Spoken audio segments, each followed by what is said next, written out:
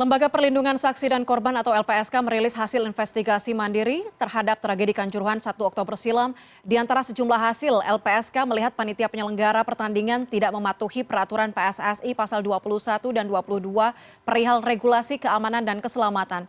Kita bahas bagaimana sejauh ini upaya LPSK untuk ikut membuka keadilan atas kasus yang merenggut 132 nyawa tersebut. Bergabung bersama saya malam ini ada Edwin Partogi Pasaribu, Wakil Ketua LPSK. Bang Edwin, selamat malam. Selamat malam.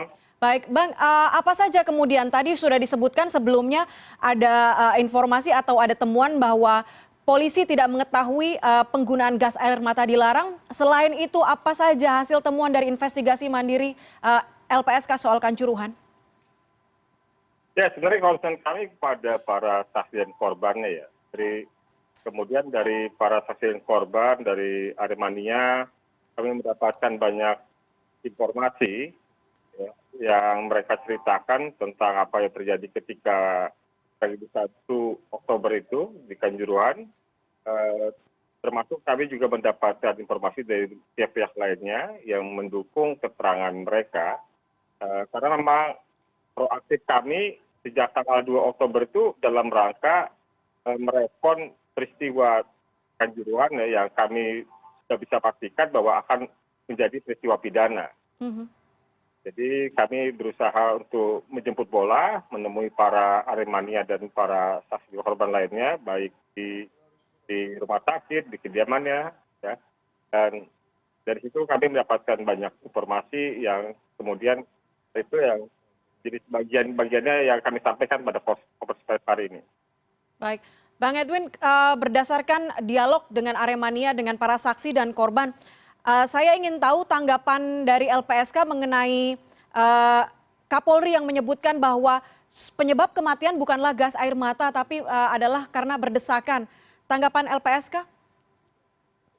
Ya, kami tidak punya kompetensi untuk mengomentari hal itu. Tentu medis, ya, hasil otopsi, itu artinya ahli dokter yang sebaiknya menyatakan apakah benar atau seperti apa yang sebenarnya penyebab dari kematian para korban. Ya, sekarang angkanya 131. 132 dari data terakhir kami. Bagaimana kemudian?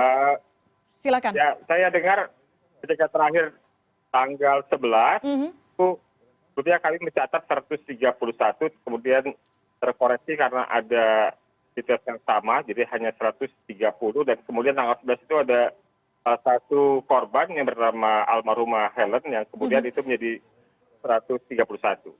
Baik, ada kesimpang siuran data juga yang terjadi dari berbagai pihak begitu, Bang. Catatan dari LPSK baik korban tewas, korban luka sampai dengan yang selamat ini seperti apa, Bang? Ya, kami merujuk data resmi saja. Ya. Jadi kalau menyangkut data tentang korban, kami merujuk data resmi. Ada yang diterbitkan oleh Dinas Kesehatan Provinsi ya. Juga kami dapatkan data dari rumah sakit di Malang ya, baik di kota maupun di kabupaten. Oke, merujuk kepada data resmi. Kalau kita berbicara soal perlindungan, bagaimana kemudian perlindungan terhadap korban dari upaya-upaya, karena kita tahu ada dugaan intimidasi yang diduga dilakukan oleh pihak tertentu kepada korban, termasuk juga ada upaya pengaburan fakta yang terjadi lewat berbagai media. Ya, kami kan berusaha memfasilitasi agar para orang-orang yang ada pada saat peristiwa dan mereka punya kemauan untuk membantu mengungkap perkara ini, ya, mereka bersedia menjadi saksi, mereka memiliki keterangan baik di stadion maupun di luar stadion yang bisa membantu penyidik mengungkap perkara. Jadi tentu kalau mereka membutuhkan perlindungan, tentu kami akan pertimbangkan untuk memberikan perlindungan. Sepanjang juga kemudian bahwa mereka dapat diberikan status dalam proses hukumnya. Baik. Jadi soal intimidasi atau yang lain, kami sejauh ini belum mendapatkan keterangan atau informasi soal itu ya. Jadi ada 20 permohonan perlindungan dari saksi dan korban di tragedi Kanjuruhan yang ada beberapa diantaranya pelajar itu akibat apa, Bang? Mereka apa yang mereka rasakan sampai akhirnya mereka melakukan permohonan perlindungan?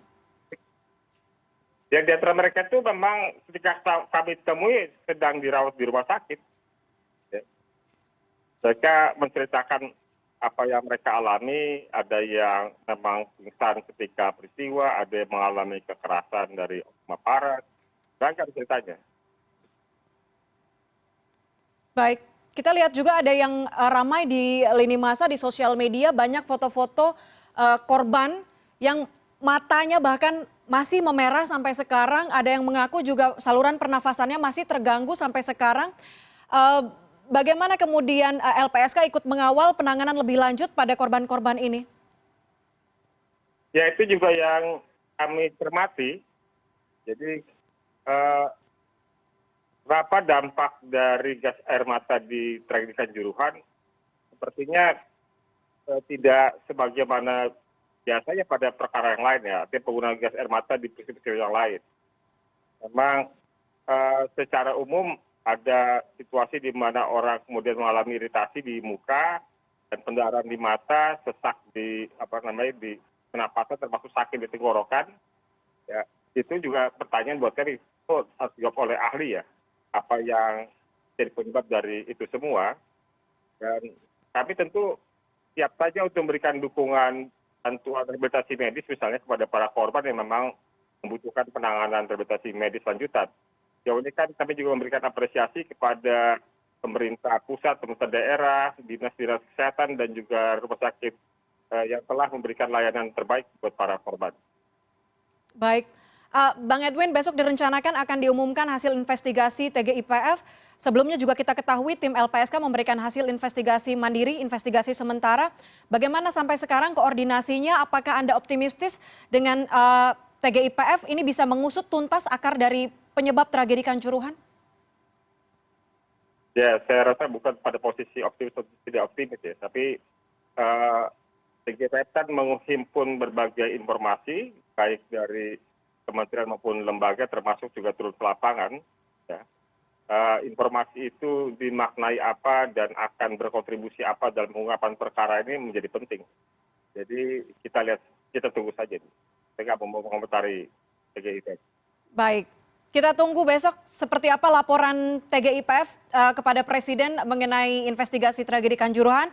Bang Edwin Partogi Pasaribu, Wakil Ketua LPSK, terima kasih banyak sudah bergabung bersama kami malam ini di CNN Indonesian Newsroom. Selamat malam.